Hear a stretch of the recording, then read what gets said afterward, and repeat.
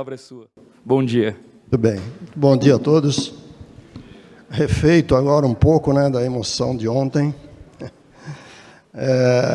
Então, a minha apresentação, ela está um tanto quanto personalizada, porque eu vou seguir exatamente o roteiro que foi me solicitado, que era para falar aí sobre a minha trajetória profissional acadêmica e quais seriam os destaques da minha atuação que justificou aí a indicação para o prêmio, né? E depois fazer um link aí com a contabilidade e a indústria 4.0. Como a minha netinha aí me elegeu o melhor avô do mundo, né? Eu já vou começar aqui com uma foto dela, tá certo? Em que eu estou brincando com ela, porque eu brinco muito com ela e fazendo assim uma imitação daquele Joselino Barbacena, né, da escolinha do professor Raimundo, eu fico contando historinhas para ela, dizendo quando eu era criança pequeno, lá no Parque da Moca, né, que eu sou da Moca. E agora ela já está com 9 anos, ela já não acredita, né, mas eu contei muitas histórias e histórias, né. Evidentemente, as histórias eram sempre exageradas e agora ela acredita muito pouco, né. Mas isso é para dizer aí que esse prêmio para mim é uma honra inestimável, né? E na linguagem dos moquenses, uma honra inestimável, belo, né? Muito bem. Aliás, o Juventus aqui apareceu pela segunda vez, né? Porque na palestra do Rodrigo aqui ele falou lá do campo do Juventus. A minha formação acadêmica, eu sou técnico de contabilidade, sou administrador de empresas, sou contador e fiz mestrado e doutorado em controladoria e contabilidade com alguns amigos aqui, né, com o João Carlos, com o Machado. Sou professor doutor concursado há 20 anos, que eu estou lá na FEA-USP, né. Das minhas atividades profissionais, eu vou colocar aqui as logomarcas que estão associadas à minha carreira aí, né? Eu comecei como trainee na Ernst Young, naquele tempo nem Ernst Young era Clarkson Gordon, Arthur Young, porque faz muito tempo. Bom, entrei lá na USP, né, para fazer mestrado, doutorado. Eu também sou do conselho curador da FIPECAF. Eu vou falar um pouquinho aqui da minha atuação na Petrobras. Eu estava até recentemente, faz 15 dias, que eu renunciei ao meu cargo lá de conselheiro de administração independente e de presidente de comitês de auditorias. Também atuei na BR Distribuidora, né, na Liquigás, na Sabesp, fiquei bastante tempo na Sabesp, também como conselheiro de administração. Na Desenvolve São Paulo, no metrô, são empresas que eu estou atualmente. Difícil aqui. E na Paranapanema, né? Também atuando como conselheiro de administração. E mais um símbolo aí da minha trajetória aí, meu Santos querido. Bom, eu tenho orgulho de apresentar essa coleção de logomarcas aqui no meu currículo vitae, né? E agora eu vou acrescentar uma logomarca muito relevante, que é a logomarca da ANEFAC. Para falar sobre o que justificaria, o que poderia me ter trazido aqui a essa condição de indicado como profissional de contabilidade do ano, eu peguei aqui a frase do Milton Toledo, que é o presidente da ANEFAC, que diz: instituímos essa premiação como forma de reconhecimento àqueles que contribuem para a construção de um país melhor, né? Eu faço um esforço considerável para acrescer alguma contribuição para construir um país melhor, né? E eu me inspiro em alguns ensinamentos aí para direcionar esses esforços, né? Um é do Mahatma Gandhi, né, que diz que você tem que ser o espelho da mudança que está propondo. Se eu quero mudar o mundo, eu tenho que começar por mim, né? E a outra frase que eu me inspiro também para tentar contribuir para um mundo melhor é na frase do John Kennedy, que diz: não pergunte o que o seu país pode fazer por você, pergunte o que você pode fazer por seu país. Como é que eu tento contribuir aí para fazer esse mundo melhor, né? Eu leciono, e o meu foco atualmente é nas aulas de graduação. Eu gosto de dar aula para a meninada, para os meninos que estão chegando aí na universidade e também para aqueles que estão concluindo, né? E eu tenho um diferencial, porque como eu tenho uma experiência muito forte, né, de mais de 40 anos atuando aí em auditoria, em contabilidade, em consultoria, isso faz uma diferença grande para os alunos, porque eu passo essa experiência aliado à teoria. Então, ao mesmo tempo que ensino os conceitos, eu passo uma carga de experiência considerável, com muitos exemplos, e isso faz com que as aulas fiquem, assim, bastante interessantes, né? Agora, um ponto que eu enfatizo muito, né, aos meus alunos é a necessidade de ter uma conduta ética, né? Isso por quê? Porque a nossa área é uma área muito sensível, né? Há desvios, mexe com dinheiro, então tem muita sensibilidade aí e propensão, né, a cair aí na atração de se desviar de condutas, né, éticas. Então, isso eu prego constantemente para os meus alunos.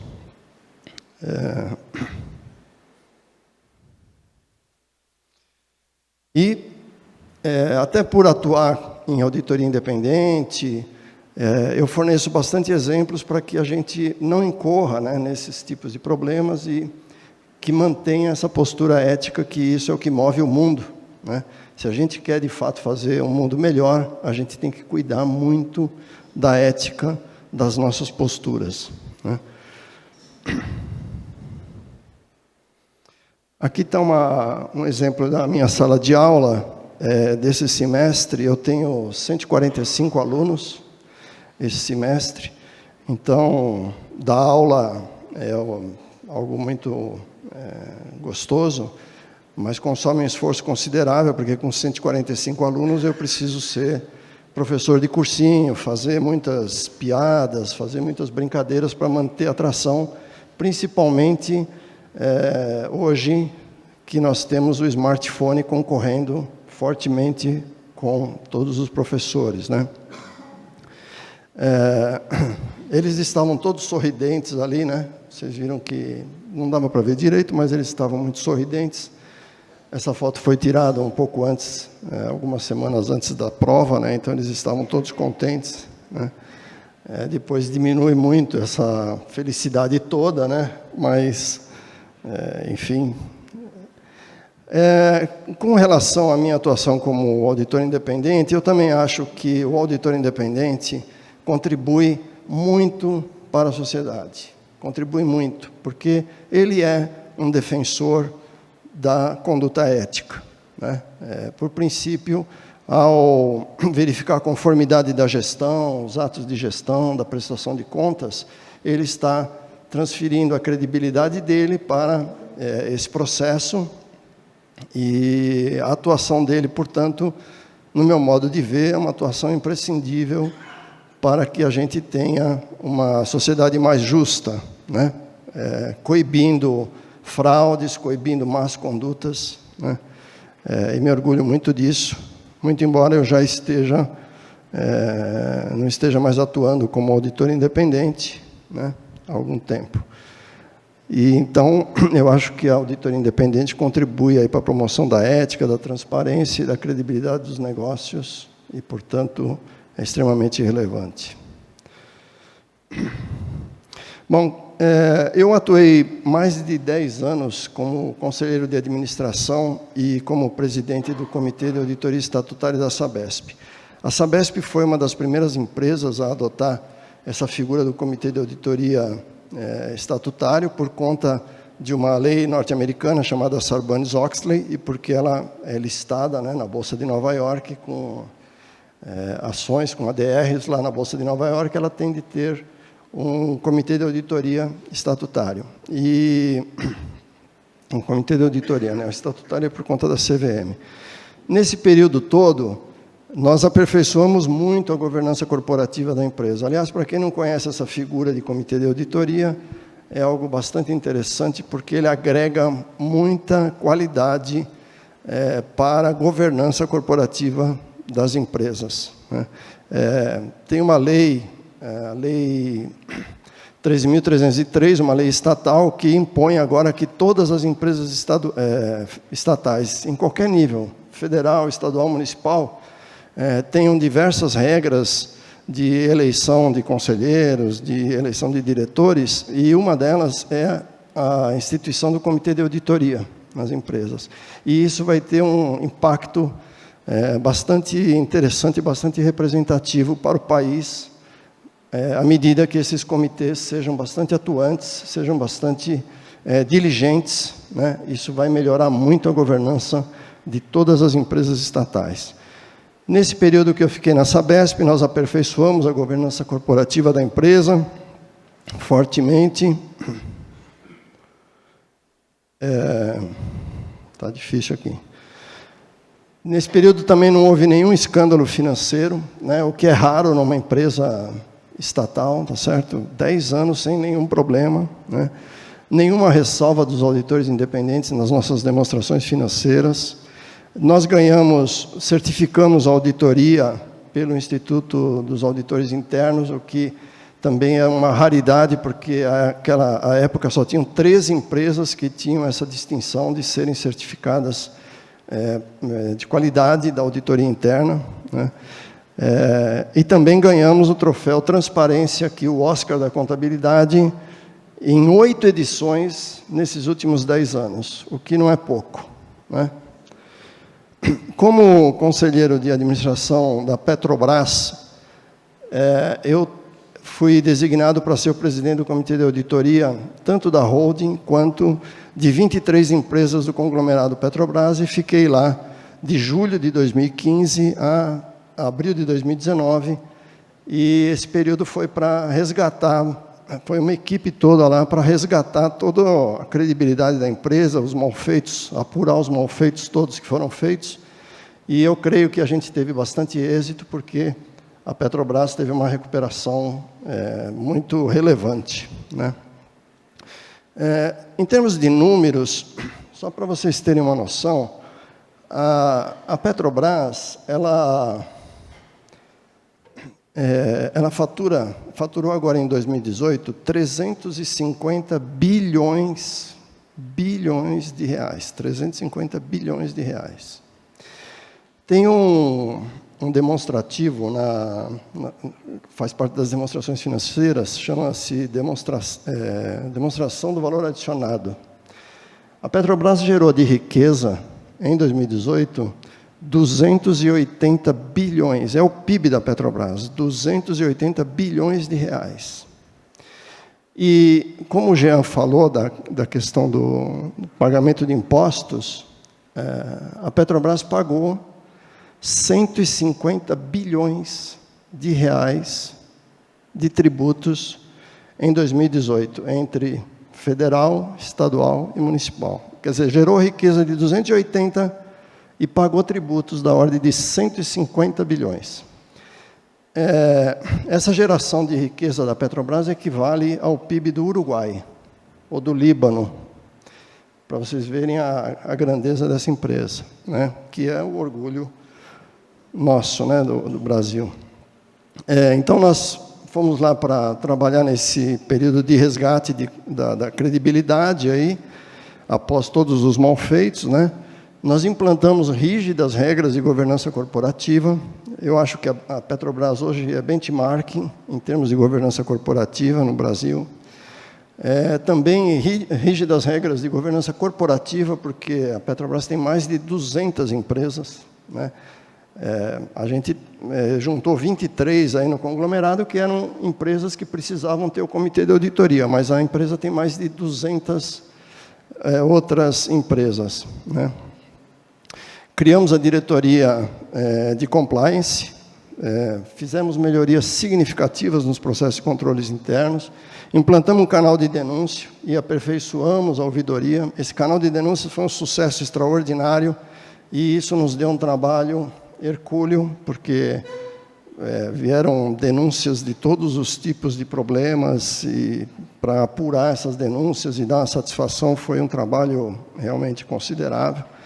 Implantamos a gestão de riscos, que era muito incipiente lá, e fizemos um acordo extremamente importante com a SEC, com o DOJ, em função das ações que estavam nos Estados Unidos, da class action, que os investidores estavam reclamando ressarcimento por todas as perdas que ocorreram em função dos malfeitos, né? Bom, o mercado reconheceu, tá certo? O valor dela na B3 duplicou, triplicou. Também obtivemos a certificação da auditoria interna pelo IIA.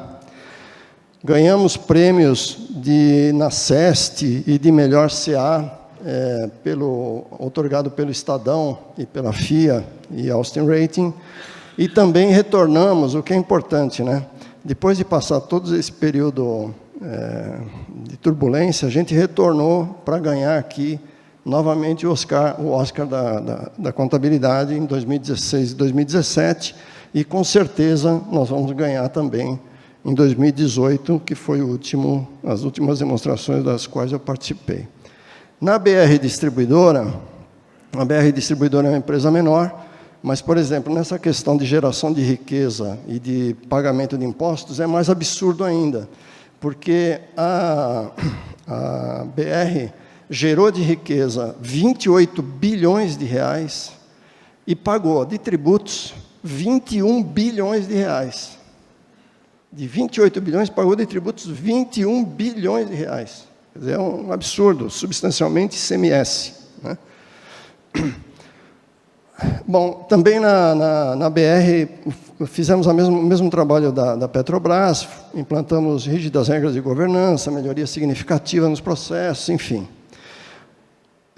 Resultou aí com a abertura de capital na B3 e também fomos premiados aí pelo Estadão, pela FIA, como melhor conselho de administração e melhor governança corporativa de 2018.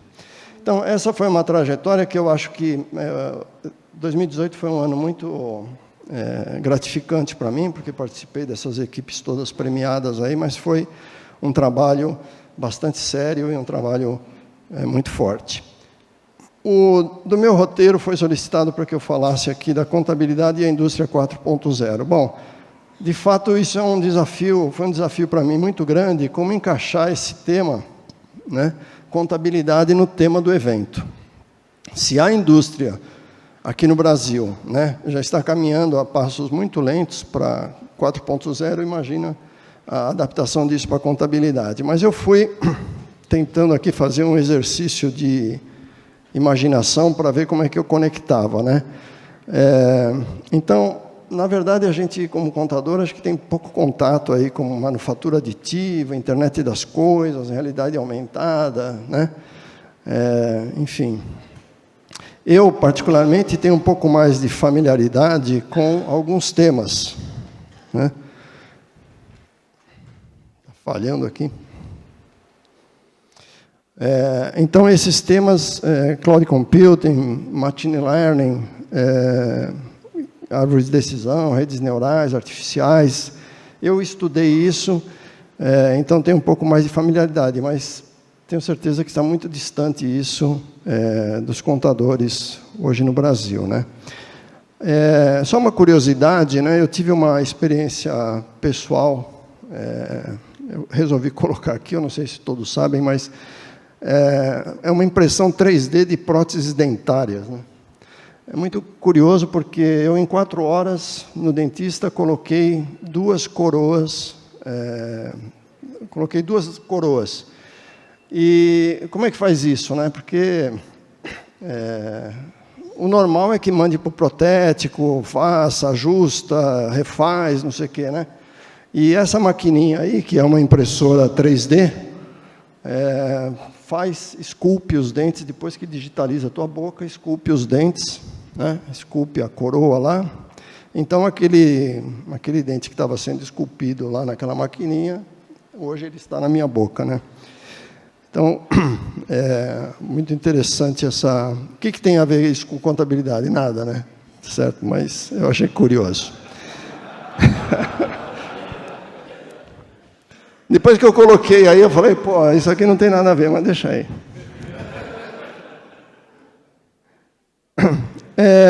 Com relação à Petrobras,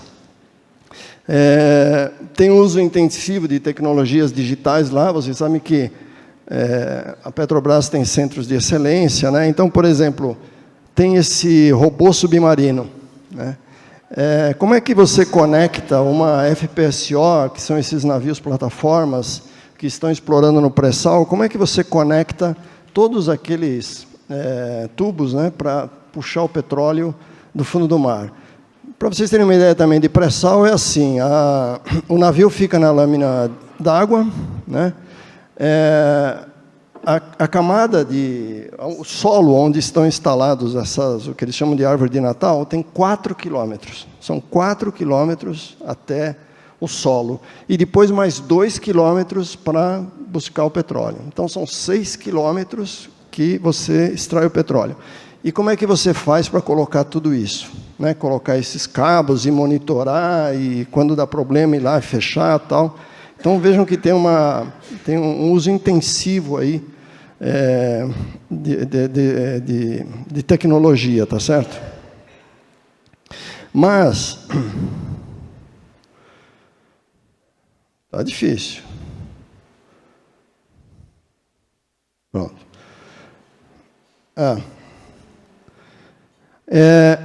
Eu, no comitê de auditoria, desafiei o pessoal para... Como é que a gente poderia utilizar o blockchain, né? Fazer um protótipo, fazer estudos aí para que a gente pudesse utilizar mais intensivamente o blockchain. Eu tive respostas aí que poderiam ser feitos trabalhos aí com gestão de identidades, com controles de acesso, com assinaturas de contratos, né? E sistema de compra e venda de commodities e outros. Mas ainda está muito incipiente, isso daí são somente estudos. Bom, os possíveis impactos na contabilidade que eu pude imaginar, né? E lembrando que a contabilidade, ela identifica, mensura, registra e divulga eventos econômicos e financeiros, né? Os efeitos que eu imaginei foi o seguinte: essas novas tecnologias vão alterar substancialmente sistemas de controles internos e os sistemas que elaboram as demonstrações financeiras. E áreas ou atividades que podem sofrer maior impacto, né, que eu imaginei também,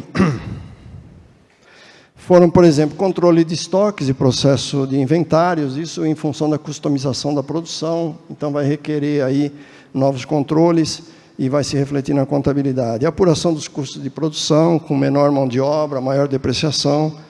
Formação de preço de vendas vai ser um desafio também para refletir essas eficiências e os menores custos, né? E um outro item também importante é o impairment dos ativos, né? Porque a tecnologia ela fica obsoleta rapidamente, então a gente pode ter aí problemas com obsolescência rapidamente. Tá? Eu já estou concluindo aqui, meu tempo já acabou. Passei mais alguns aqui, rapidamente aqui, a questão, a contabilidade acho que já está bem evoluída, porque, por exemplo, tem o SPED, né, o SPED fiscal, o SPED contábil, a nota fiscal eletrônica, já tem muita interação aí, cloud computing, né, compartilhamento de arquivos. Na auditoria interna e na auditoria independente, nós temos aí alguns aproveitamentos também, principalmente, por exemplo, esses robôs em análises forenses, né, redes neurais artificiais, algoritmos genéticos que podem ser explorados aí para os trabalhos de auditoria contínua e de avaliação de risco de ambiente. E queria concluir aqui agradecendo, então, pegando aqui uma frase do Cícero, né, Marcos Túlio Cícero, que diz que nenhum dever é mais importante do que a gratidão. E as pessoas importantes na minha trajetória acadêmica aqui, eu resolvi prestar uma homenagem aqui ao Nelson Carvalho, que ontem fez um depoimento, o Ernesto Rubens Gelbig, professor Eliseu Martins e o saudoso professor Masayuki Nakagawa, que aos 80 anos de idade estava fazendo planos para os próximos 40 anos da vida dele, né? E a minha sólida base, que ontem me fizeram aqui ficar com o coração apertado, né? E eu já tinha preparado esses slides sem saber de tudo que fizeram ontem aqui, que brincaram comigo aqui, né? A minha sólida base não está querendo entrar. Os meus pais, né? Os meus sogros, a minha querida esposa, a minha filha Mariana, minha esposa Maria Tereza, meu filho Guilherme, o outro meu filho Eduardo e a minha boneca Aurora, né? Então era isso. Muito obrigado. Encerro aqui minha apresentação. Muito obrigado.